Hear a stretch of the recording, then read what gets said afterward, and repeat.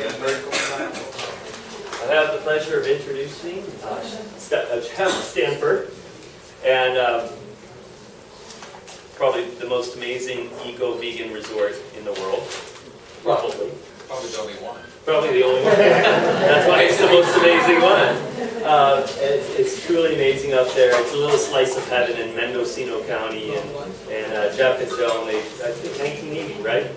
And it's just truly, truly amazing. I want to give a special thanks to them as well, because they've been supporting our festival for years and years and years. I don't even know, even before I started with SFDS 5 years ago. They're way more than that. They've been a principal sponsor for a long time, and we're just very appreciative of Jeff and Joan for really making this festival happen. So thank you so much. We didn't know we did that. You are. Thank you for saying that. You are. Yep. Hi. So, Mr. Jeff Stanford.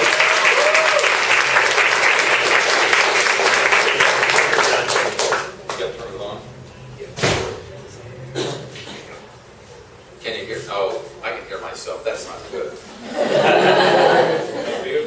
So, I'm supposed to be talking about running a business as a mindset and personal growth, but I'm actually tired. So I thought I'd talk about another business. I am. We had to get up really early. We drove down. We made it from Mendocino to here, and can anybody guess what time? Oh, you know. I told her. I made it without traffic and without really speeding, going to traffic speed, 2.5 hours. And sometimes it can take up to 6 hours if you get the traffic wrong. Just to give you an idea of what you've done to this town. In any case, anybody read the book Chew on This by Schlosser? You know, that wrote, Eat This, whatever he wrote. He wrote the book on McDonald's. So he wrote a book, Chew on This, for the benefit of teenagers, which tells the story of McDonald's. And I'm going to start with talking about making mistakes. And what happened is that these guys, they were so excited about feeding people what they thought was good food at reasonable prices or even cheap prices, and getting together with potato growers and fertilizer people and just turning out to destroying Idaho with Simplot. But they thought they had a great thing, and then the data started coming in about health, and they entrenched themselves because they couldn't admit making a mistake. They had shareholders and investors, whatever, and they could not back down. They couldn't retrace their steps. They couldn't say, whoops, we made a mistake. Now we're going to serve just vegan food, salads and stuff, because they couldn't admit it. But you can't imagine these people when they're reading the data that's coming in, and they've got families that are sitting there. I'm going to keep feeding my kids McDonald's hamburgers I'm taking home every day. You got to be able to tell people and tell yourself, I made a mistake. Everything we do is based on learning from mistakes. Now, I have never started talking from there, but it really makes a difference. There was somebody here earlier that talked about mindfulness. Mindfulness begins with admitting you made a mistake. Because honestly, you have to be able to look at yourself and pay attention and then say, it's okay, you make mistakes. There's a man back here who just spoke. That's Sid Hillman. He's a major part of the end, and Sid just spoke about raising healthy families. And people get hung up, he was talking about, on their mistakes. We need to talk about what we do most of the time. He calls that mott. But anyway, for Joan and I, we came here in 1980 after a very bad partnership that ended. It was a family partnership, and it was my family, and they effed up drugs and stuff like that, and I was in business with them. And we had to leave. And we wanted to do something that was a lot more, you call it mindful, I don't like the way mindful is used anymore, just thoughtful. We wanted to be more thoughtful in what we were going to do, and so knowing how to run an inn, which we learned in Carmel, we decided to continue with that. Things were getting better because the wage price controls of the 70s had been let up. Makes a big difference. Economies are really different. And those of you who are younger have no idea how messed up the economies were. The economy was the United States and world economies. Got some kind of an idea to remember that last recession. We learned that we had to listen, which was the one there, but it's important to understand this is not an advertisement. This is about our life path, and by continually admitting that we were screwing up, we became the first sustainable resort in the country, and as far as we know, still the only one. And by the way, we have to be vegan to be sustainable, but for a long time we were just vegetarian, and it wasn't until 2007 that we changed every recipe, even though I'd been vegan for a while, to vegan, and then we got rid of allowing guests to opt for eggs in 2011, because I couldn't tolerate it anymore. I did not have an idea what happened with dairies and all that. When I went vegetarian, I was vegetarian until I read about what was going on in dairies. Anyway, I just want to give you an idea of what we started with. This is where we began. This was the end. This is actually not the first year. This was the second year. That guy there that's standing up helped me build a lot of those boxes. He was on his honeymoon, and he was bored. I wonder if that marriage lasts. That's actually earlier. So that was like in the spring of 81. This is actually October of 80. And that's all we had at that time. And you need to note that there's a lot of trees back there. They're blocking the view, even though the camera angle is, I think my wife took this, the angle is poor. And she had looked out. Who was on the tractor? Who? Who was on the tractor? Some guy with dark hair. Anyway, and there's a couple of deer there. They were eating everything, but which is all right because those were apple trees. Those apple trees, by the way, this is 1980. These apple trees were, and most of them are, they're actually pears as well, are still there. And actually, they're bigger now. Those things were brought around the horn, I was told, and they were, and I have a picture from 1896. I'll show it to you in a bit. And those trees were there already. Those are old trees. Anyway, the trees fell down. And here's the story. So Joan was standing on the deck. She looked out, saw all those trees, and she said, God, wouldn't it be great if there weren't those trees there, we'd have a nice ocean view. And we talked about it. I said, I won't cut down trees. I didn't do things like that. That year, a storm came through. Seriously, there were I think about 6 large cypress trees, and one right after another started toppling over. The county came down and said, they're blocking the road. They're on your land. You got to do something about it. The people that we bought the inn from, in the red house, said, and they still live there because they carved out an acre, and they said, we'll take the trees because we bought property with money you gave us. Actually, we didn't give very much because they loaned us a good part of the down payment. And they were wonderful. I mean, we couldn't have been in there. We only had $22,000 and we bought $1 million worth of property with all these people helping us. And so they took the trees and he sawed them into boards and took them inland to Ukiah and built a bunch of bunkhouses there, which he then turned into little cabins for his family and himself. In any case, the trees fell down, and we really thought it was a miracle. And my wife was completely transformed by this experience. She talks about it all the time now because she kind of wished for it, and it happened, and she hadn't to do anything. You know, there's sneaky things you can do to make trees fall down. Put a copper nail through them, and it'll kill them. It's toxic, but we didn't do a thing. We've had a lot of things like that happen. But what happens is this. The universe is full of magical things, patiently waiting for our wits to grow sharper. I really believe that. It made us sit down and start thinking about what was going on because so many guests were coming to us and saying, we've had an epiphany here. This has been a great place. They gave us gifts. Somebody needleworked something, cross-stitch. Others gave us things like vases and all that to help with the end. But they did it out of the goodness of their heart because they had had some transforming experience there, transformative. And we didn't know what they were experiencing. We've heard some stories, and they're really out there. But we just said, good, we didn't get in your way of that experience, and that's great. And they said, yeah. And it continued on, and we were, I guess, recipients of that beneficence too. The point that I also want to make, right after I became vegan, our boathouse went out to the ocean. When I've told this story before, and I find that people kind of think it's all, great and wonderful and easy. It's not. We've had major financial considerations.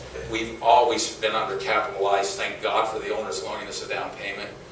And I decided, I found this yesterday and I put it in here because I think it's important for people to know that was utterly devastating when that thing went out to sea. And it was clear, and I was standing on a deck which was over here. This boathouse is all moved now. And that's gone, but we have a new one today. You'll see a picture of it later on. But the whole point is we had a lot of struggles. I think what differentiates how we handled that from sometimes other, we just kept going. We just, okay, we don't have a boathouse, we'll build a couple of sheds. And we did. The county allowed us to build 2 sheds with 120 square feet lot coverage. And then we connected them all with a greenhouse, and then they came in and grandfathered it in. Sometimes you get help. Remembering the past before there you go.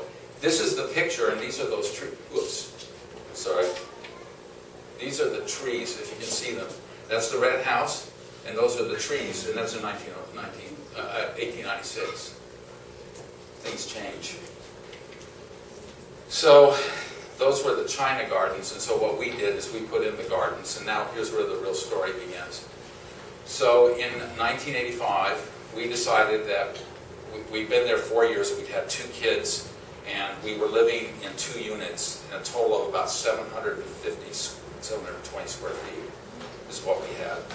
It was very tiny, and we'd been there for a long time, and then I broke my hip, and I was sitting in the living room, which was kind of doubled up as how you got to the bathroom for the staff, which was also our bathroom and our kids' bathroom.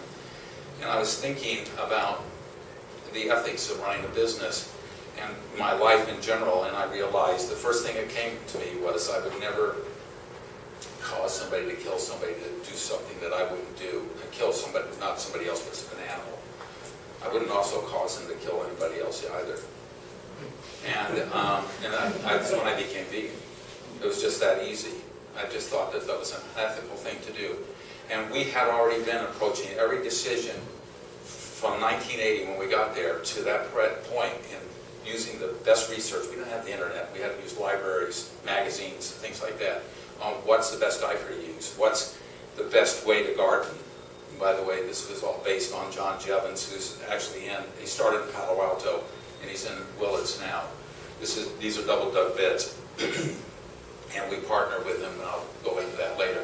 So every decision we made was based on what is the least impactful way of living and being on this land. And we thought that that would be better in terms of that energy that was on the land that was really changing us, because maybe that's where we got the idea to be less impactful on the land. And I mean, we didn't cut down trees, and we needed trees to go down and they would fall down, and this is absolutely true. All the expansion there was due to trees falling down. So when you start merging, now this is where we're getting metaphysical, but when you start merging your intent with whatever's going on the land that you're on, something really cool happens.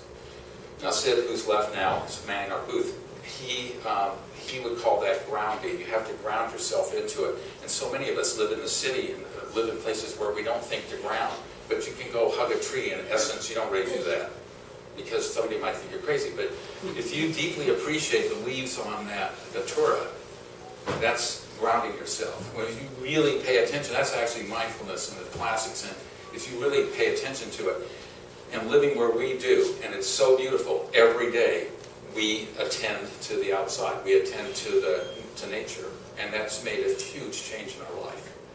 So mindfulness begins when you wake up and you look outside and you appreciate it. Even if it's pouring like hell, and it's the 6th week of rain, you'd be glad that they have rain, because there'll be times when you don't. If you have to do it on a negative basis like that, many of us have experienced years of not having rain until last year. Anyway, we started organic gardens on the side of the China gardens, which is, if I go back, there's actually a pond. You can't barely see it, that little silver thing. This is a rare spot on the coast, northern coast of California, where you have water outcropping from springs. So the reason that these things were all planted, this was taken during the winter. You can see there's no leaves.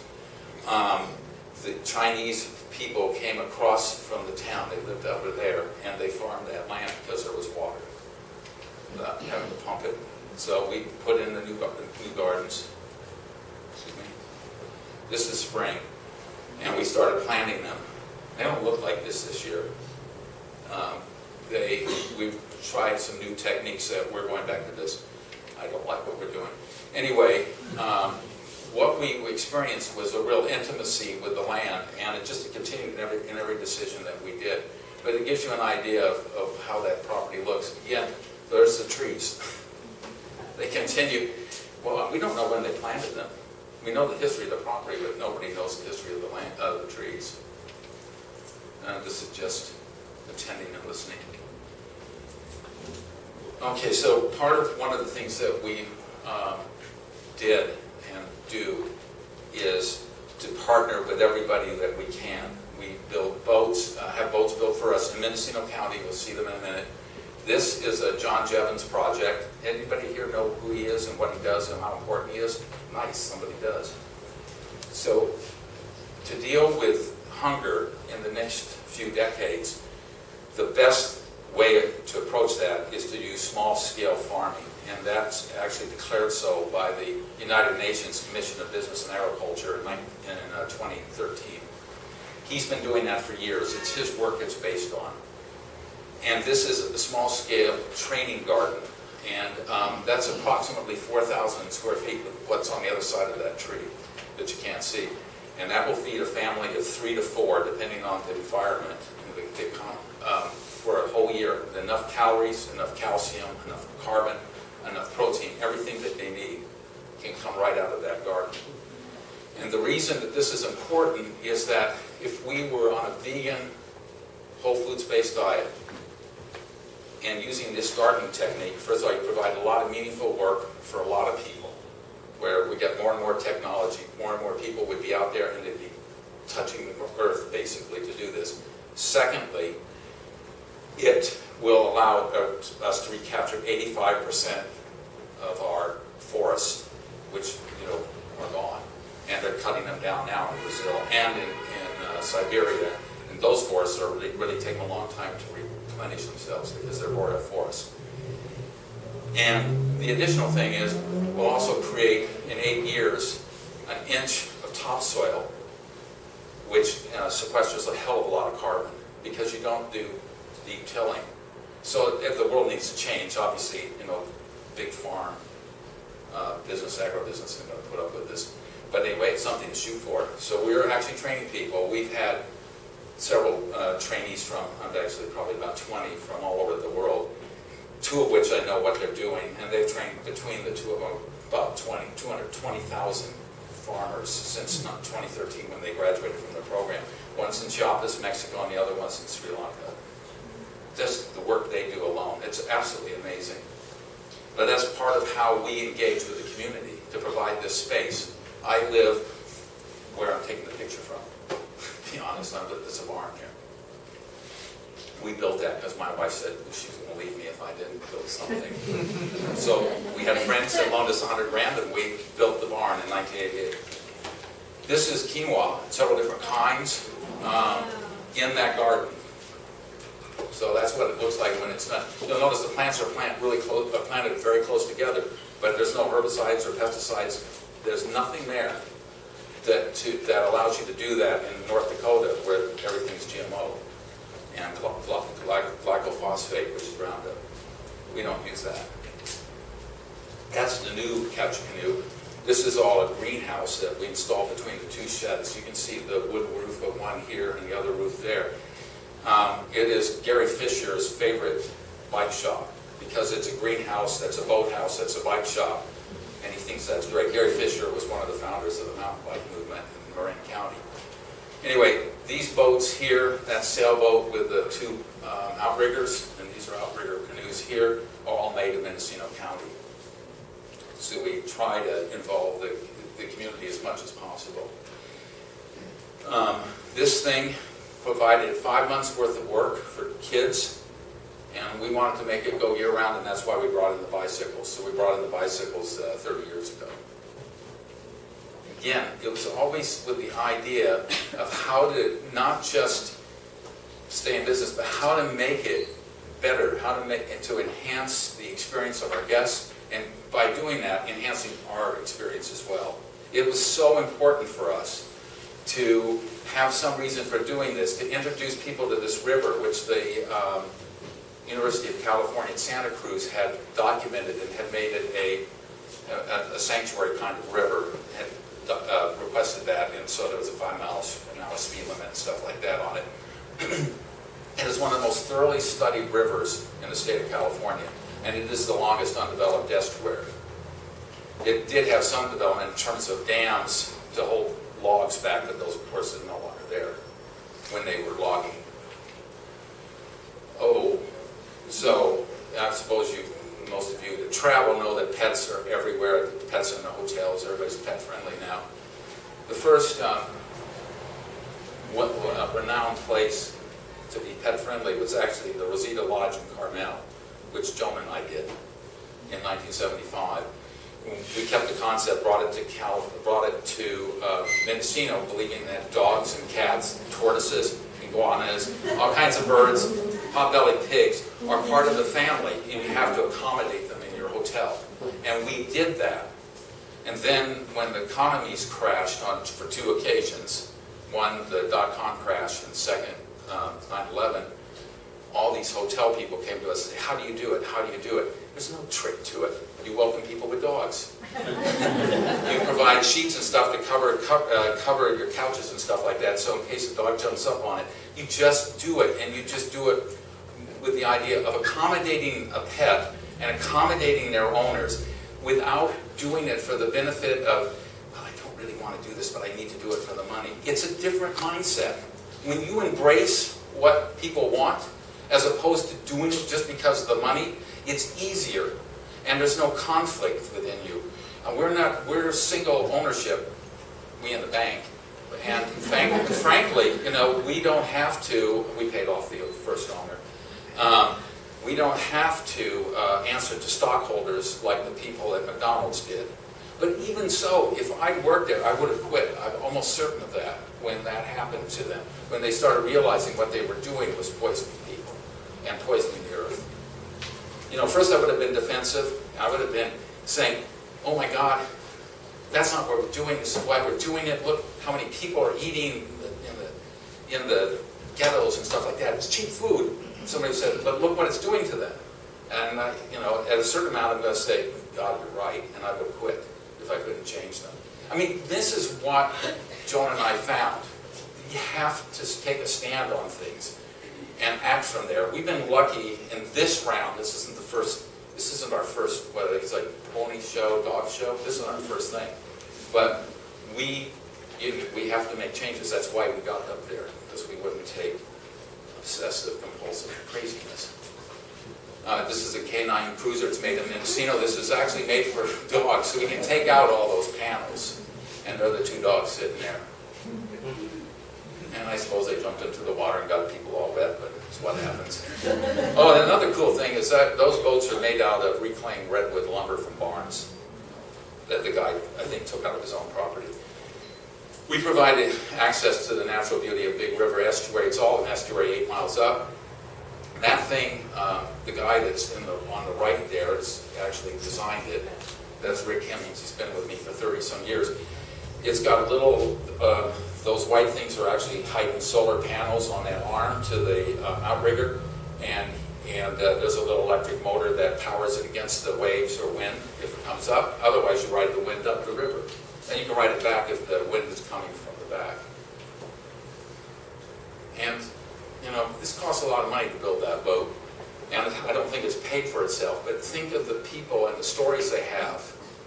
They talk about it, and that helps feed the inn, which pays for the boat. So it's not, and my son's in the hotel business in a major way, it's not about everything making money, which every hotel does. Ours is just about that it works. And I think that this kind of an approach can apply to a lot of businesses that are, closely held by families or something like that. That's why we do it. Oh, these are baby seals. They're left by their mothers on the sandbars on the river. And unfortunately, so often people pick them up thinking they're abandoned, which is absolutely horrible. So we have a good relationship with the Marine Mammal Center. down here in Point Reyes. These weren't picked up. This was just taken a picture of. I told you we brought in bicycles to support people so that they could have year-round jobs. So this really awesome photographer came and took a picture of it. His name is Rex Geller. He's from Southern California. I like that picture. It's one of our rental bikes and one of our staff. Crossing, this is in Van Dam. So Mendocino, like so many areas in California, have an abundance of beautiful locations. This city and the surrounding cities with all your parks and everything, this is amazing, this city. And there's these opportunities, and what we do, people don't like that drive, and they don't want to carry bicycles up with them, so we provide bicycles. They're free to our guests, and then we rent them to non-guests. But the point is that it's a wonderful experience to get out there. And one of the things that's great about California is that we can go out almost every day of the year unless it's pouring. It's beautiful weather. One of the other things we do is, I'm an anthropologist by training. There weren't any jobs on the West Coast. There were plenty of jobs in the Midwest. I didn't want any of them. So we came here, we did some research on the Pomo, which had never been researched, as far as we know, unless it was deeply embedded in some academic text at Bancroft or someplace like that. But anyway, we got all this information from like the Overland magazine, which was a magazine over 150 years ago, not 130 years ago, but and did a research on the Pomos and found out a bunch of things about them. Basically, what's so cool, Rick Hemmings, the fellow that runs Catch Canoe, put this together, and he basically named all these pictures. These are all faces of Pomo people that have been completely forgotten, and he went and found the names and named them. Now, I consider that just an awesome thing that he did. We changed the exhibition now, and that's now at the Guest House Museum up in Fort Bragg. But the whole point is that it's a way to engage the community and to kind of correct things, because the community there talks about the white history. Oh, and by the way, they really call it European history because not everybody was white. This man here founded Mendocino. He's black. He's from Maryland. A lot of stories about him. He's the most storied man in Mendocino. If you go back and read old Mendocino Beacons, he is more often mentioned in his exploits than anybody else. But he was the guy that was living there when Harry Knives that formed Mendocino Lumber bought the entire northern territory, north of Big River, and he moved to where we are. Anyway, that's Nathaniel Smith. Nobody knew that a black man had founded the town. It was the first person there. They all thought it was a German guy called Caston. It wasn't. It was. We found that out. We published it, and then the Kelly House picked it up. It's being involved, in a mindful way or a thoughtful way with your community. Oh, talk about this. So, in 1995, I don't know why it jumps, sometimes it does. In 1995, two ravens showed up. I want to talk about this because it's kind of interesting. The restaurant we have is named for the ravens, and it's named for the place where these birds would drop down and play on our equipment. We had a dump truck then, really beat up old one, of course, and an old beat up backhoe, which we still have. And they would play in the mirrors on that equipment. And then we had the compost pile was over here, and then you can't see it from there, of course, but and they liked to go through the compost. My father and Joan and I, and my father was one of the main problems that we had earlier. He and I had become really close, and in 1995 we were walking in New Monterey, this big concrete pathway with these carriages that kids can pedal, like that hold 4 people. And our kids were on there, his grandkids, that he hardly could see unless we drove them down there. And he went and said, if I ever see, if I really have a connection with these crows, he called them, they were ravens, I'm going to come back as a raven. He died on May 18th, 1995. This was taken on May 31st of 1995, and we have never seen ravens there before. And nobody, even including the old-timers, remembered them and thought they'd all been shot by people back in the 1800s. So they showed up. So we named the restaurant after the ravens. Oh, and we have hundreds now. So we were asked by Eye on the Bay, I think it was, to come up with a dish that was low cost and Whole Foods, pretty much Whole Foods based. This is it. It's got chard. This is chard. It's grilled eggplant with the tofu ricotta inside, which is a quite whole food, and that is just it had to be under 325 serving, and that's just store bought, like at Costco, Classico marinara sauce. We did that for them, and that's what that dish is for. And it was on television a couple of times up here. Thank you. This is actually Whole Foods. There's no oil in that. That's enchiladas. There's no oil in that. So one of the things that happened is, as I said, I was an anthropologist. Had an argument with one of the people that coming through here, and she said, fire was invented 12,000 years ago. And I said, no, it wasn't. Something like 1.8 million, 2 million. I had to look it up. It is 2 million years ago that man harnessed fire for cooking. That released the nutrients to grow brains. It wasn't meat. That's the paleo idea. But it was absolutely because of where we evolved. It was savannas and meeting margins of forests.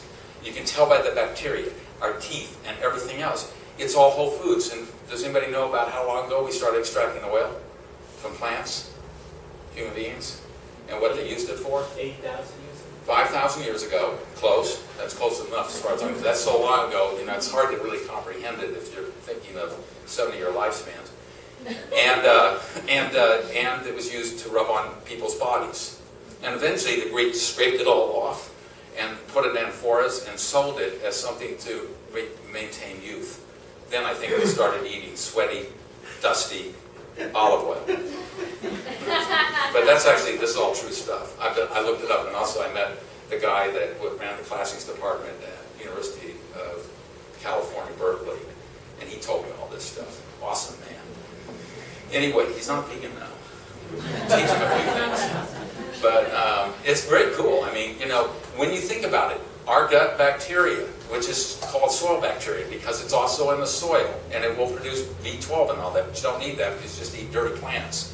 When you're reconnecting with the life, go out with the land, go out and eat a leaf of lettuce. You get enough B12 on that thing, with stuff that blows up there from rain and watering, that you'll be fine for weeks. But anyway, we cook that way, no oil. And most of our dishes are made that way. There's a no oil advocate in here. She made us put it on the menu. Yeah. This is sea palm strudel. A woman came to us, Eleanor Llewellyn, of Mendocino Sea Vegetable Company, in 1998, threw us a big bag of sea palm and said, do something with this, we can't sell it. And we came up with this. And we were able to sell it, and not only sell it, it's very mild. I don't like the taste of seaweed, but this I can eat. It's very mild, and it's been featured in Japan and in different places in Asia. This actually became world famous on Food Channel and all that. And not anybody recognizes that we're the ones who did it, but we did it, and we helped her out. She did die of brain cancer. She was awesome, and her husband's still awesome. He's one of the people that leads the fight in the United States to save our oceans. His name's John Llewellyn. He's brilliant, but yet no. Anyway, he does a wonderful job. But this is what we came up with. The problem with this, in terms of being no oil, to make the nice strudel, we spray it lightly with oil. We used to paint. I just want you to know, we used to paint it on. We used to paint it on with a brush. I'm having fun with it. She's great. And we don't do that. We just spray it lightly. But otherwise, it won't crisp up and turn around. And it's a signature dish. We can't just get rid of it. Oh, so years ago in 1991, we just finished the pool. And we built the pool because my wife said so. And it's enclosed, and we're the only pool like that in the area. There is no other. We wanted to be more of a family resort, not just couples.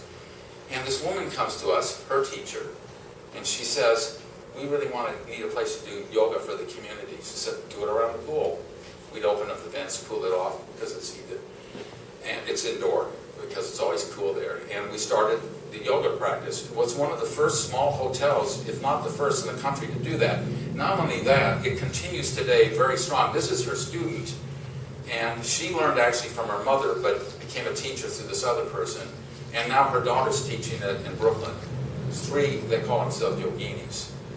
They're not snobby about it. They think they're fun. And this is Catherine. But this is Catherine McMillan. She's just an awesome person. And there she is posing for one of our promo shots. We also had a girl came and worked for us, and a couple of guys one time, and they loved to teach cooking. There were three of them, two guys and one girl. And we started cooking classes to, give them something to do. And we're still doing them today.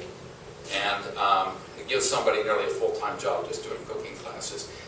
We didn't intend for that to happen, but it did happen, and we had to buy a portable kitchen and be able to change our dining room into a kitchen studio. Anybody ever been there for a class?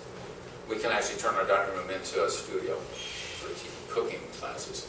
But anyway, that's one of their hands, but I don't remember who that is. I think it's Sally Owens, and she lives in New Jersey now, and she was was the girl, and the other two, one was from Colombia, and the other guy was from, I don't even know where in the U.S. Okay, that garden set I showed you. We've been producing food and trying to get the cooks to remember to tell the gardeners to bring it to us, bring it to them. Sometimes we have trouble with that. But anyway, that just is an example of the kind of produce that we produce. The other thing is getting people back on the land.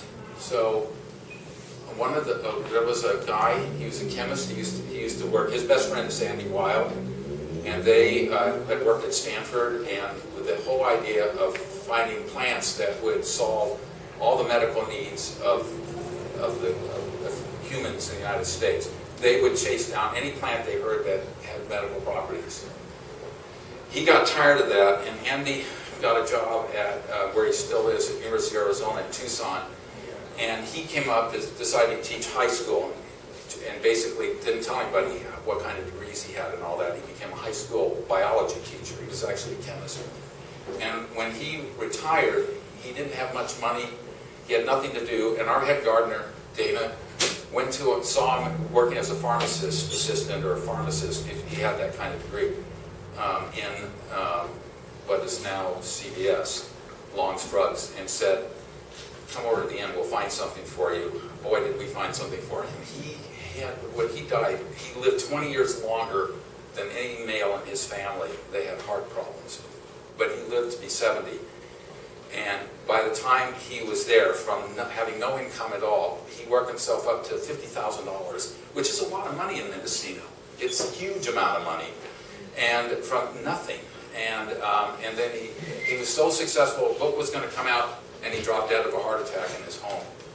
But anyway, I've got a picture of him because he was my best friend in those days. That's Ryan Snow, and he's an amazing story. And he was a mycologist, and he learned it all at UC Berkeley, where he used to go out on Grizzly Peak Drive and look for the mushrooms there. And he became the expert there, and then he became the expert in Mendocino County, and he went to China, and he went to Alaska, and went all over the place, but all propelled by this kind of engagement with the community through us and through him. I mean, we did it for him, and he was an amazing person, an amazing friend.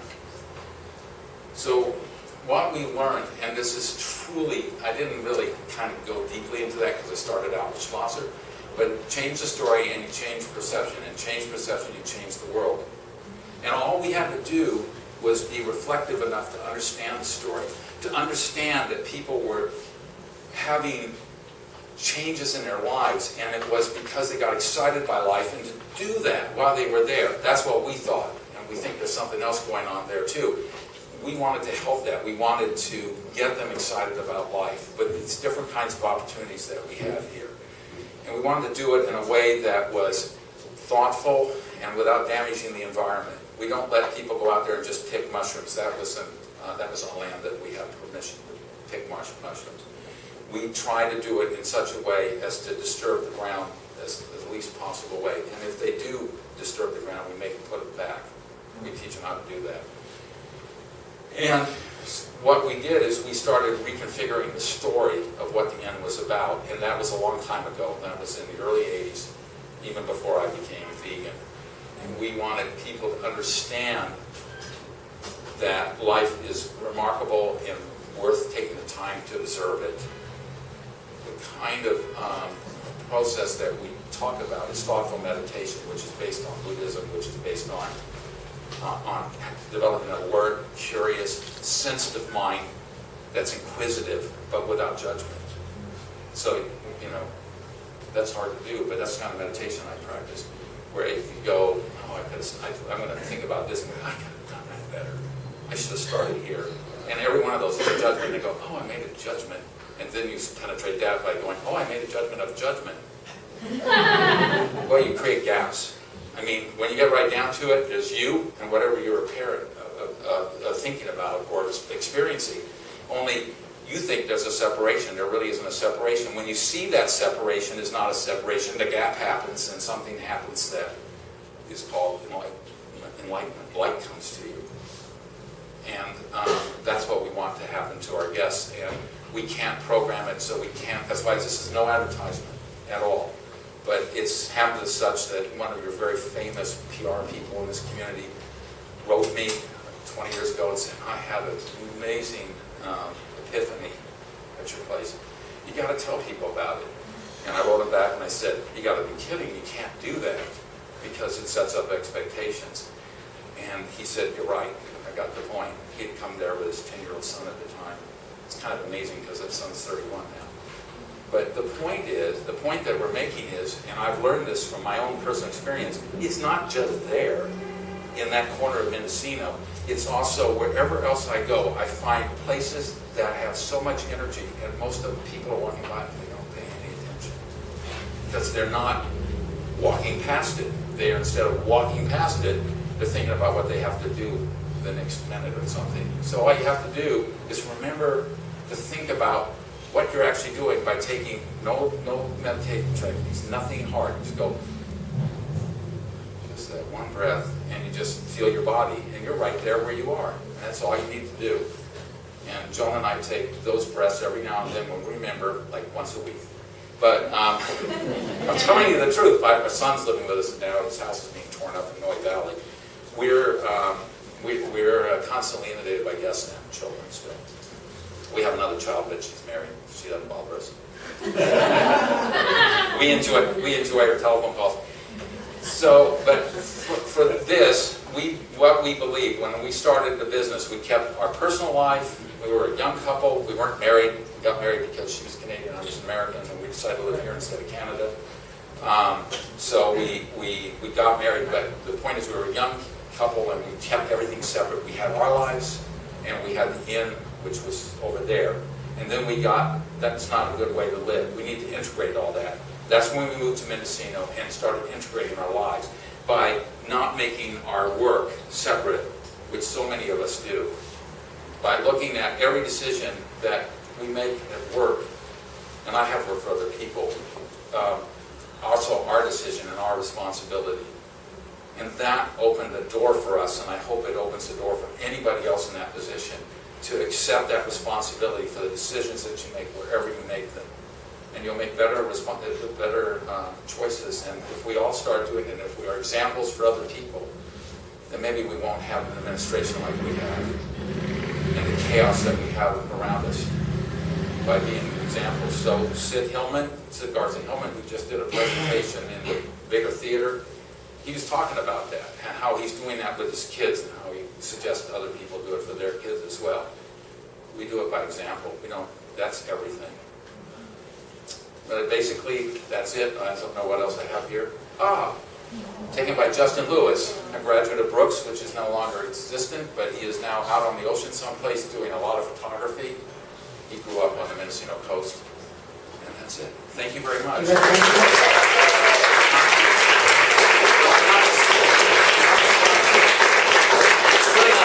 We have a cookbook. I'm doing a new one. It's not going to be out for two or 3 years here because we've got to photograph the test recipes and all that, which will have this cookbook has a lot of oil-free and salt low and all that stuff. in it, but the new one will be all that different recipes. And that's what we're doing now. We're also writing a book on how to approach life without making it complicated. You know, meditation is not supposed to be complicated. Anybody can do it. You know, you don't have to be expensive. That one breath is enough. I teach it. Oh, teaching meditation. I go,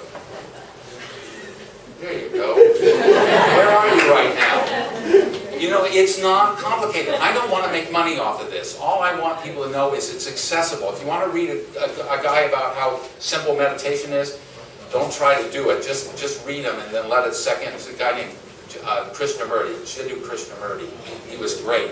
Another person to read is Stephen Batchelor. He's wrote a book called After Buddhism. It's a little slow because he uses a lot of Sanskrit words and stuff in it, but he translates them. And you start getting to know what they are. Read about Gautama, the Buddha. He was secular. He wasn't sitting around planting gold statues of himself or anybody else. He was secular.